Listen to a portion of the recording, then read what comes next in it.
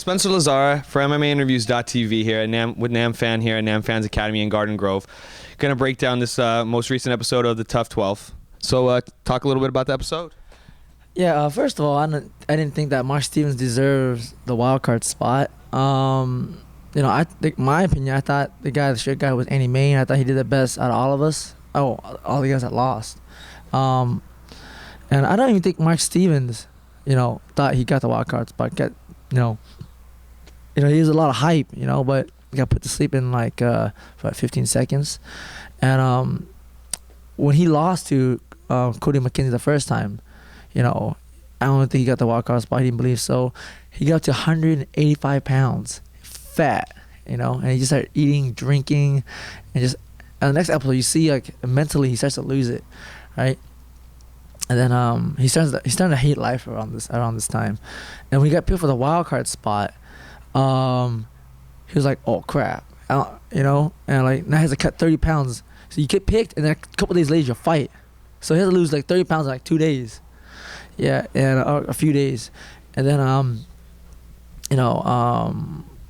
I volunteered to be on Aaron's team because I really didn't like Marc Stevens that much, and I was really close friends with Aaron. And Aaron's close to everyone, but I was really close to Aaron in the house as well, on my own team.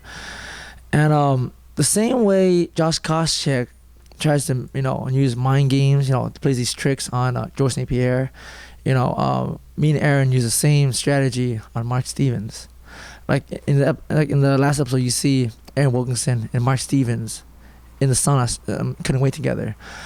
What you don't see is that Aaron Wilkinson telling Marc Stevens, "Hey, if you win this fight, imagine you get to cut weight all over again." Yeah, and Marc Stevens like covered his face, goes, "No," he really he didn't want to do it. His mind wasn't there, and me and Aaron, we knew this, and like the great samurai Musashi, he said, like, if your mind is not in the moment, you're gonna die.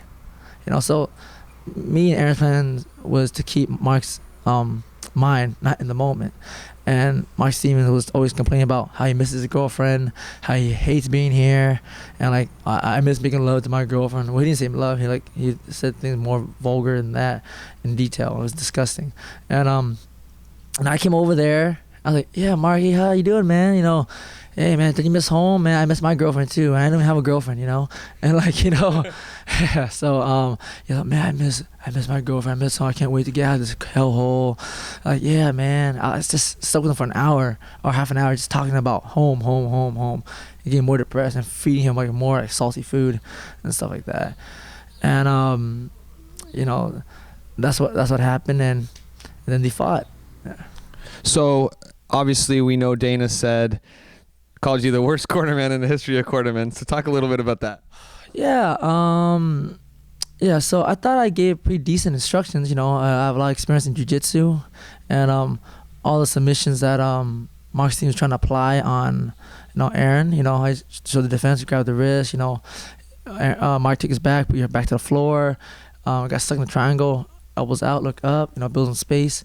If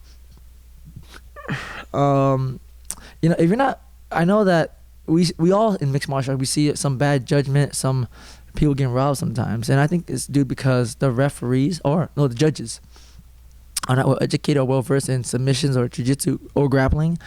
So if you don't know, triangle position and the guard looks exactly the same. All they know is that one guy's on top and the other guy's on bottom, punching the bottom guy. That's all they know. That's all they see. They can't tell like the technical difference. So when Aaron was on top, I was not just only talking to Aaron. I was talking to the judges as well. Aaron, you're winning this fight. You're winning this fight. You're winning this fight.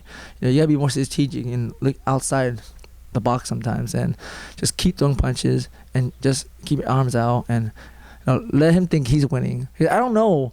I never cornered Aaron before. I only met Aaron on the show, so I don't know how. How he mentally thinks. So the best thing I can think of is that he won this fight. I mean, it was one of my guys, and I might have been a little more honest with him. Like, hey man, you're down around. I wouldn't totally throw him on the bus like, dude, you suck. What was I supposed to say to Aaron? One thing I think is just stay positive. And second round comes in, I just told him, yeah, Aaron, you're winning, man. You got this fight. Man, he don't want to fight you. He wants to go home, you know. And George St. Pierre. I was like, so George, he's next to me in the corner. He's all, so, George, what do you think? And he goes, Aaron lost that round. And I'm like, oh, holy crap. Oh, dang it.